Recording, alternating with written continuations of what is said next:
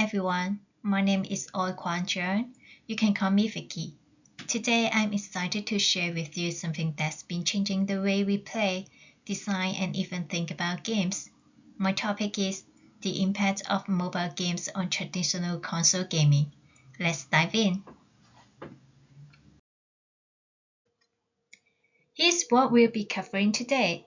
First, we'll look at why mobile games have become so popular. Then, we'll explore how console companies are reacting to this shift. I will show some real examples from Sony, Microsoft, and Nintendo. Finally, we'll talk about why all of this matters for the future of gaming. So, why are mobile games everywhere these days? Well, they're easy to play, anytime, anywhere.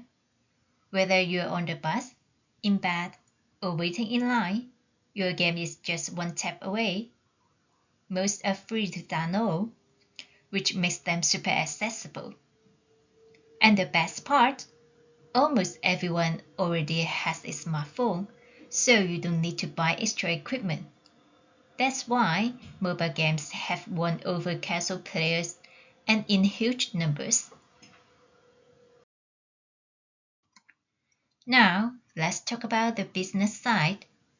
Mobile games are not just popular, they are incredibly profitable. In 2024, mobile gaming made over $90 billion. Why? Because of smart systems like in-game purchases, ads, and live updates that keep players engaged. This new model is so successful, even console games are copying it to stay relevant. So, how are the big console companies responding? They are not just watching, they are jumping in. Sony launched a mobile division. Microsoft made headlines by buying the company behind Candy Crush.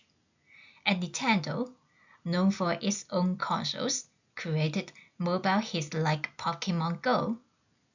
They are still making consoles, yes, but do you know mobile gaming is now part of the big picture?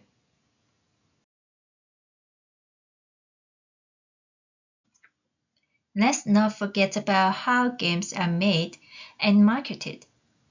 Games today are designed to work across devices, so you can play on your phone, then switch to a console.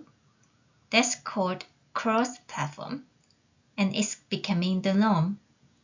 Also, game ads are everywhere, on TikTok, YouTube, Instagram, thanks to influencers and targeted social media campaigns. This is how companies connect with younger mobile-first audiences. So what does this all mean? Mobile games are now leading trends, not just following them. Console companies can't ignore that. They need to adapt and grow, or they risk falling behind. The line between mobile and console gaming is blurring. Today's players want flexibility, and companies are racing to keep up. To wrap things up, I chose this topic because I've always loved games, and I wanted to understand how the industry is shifting.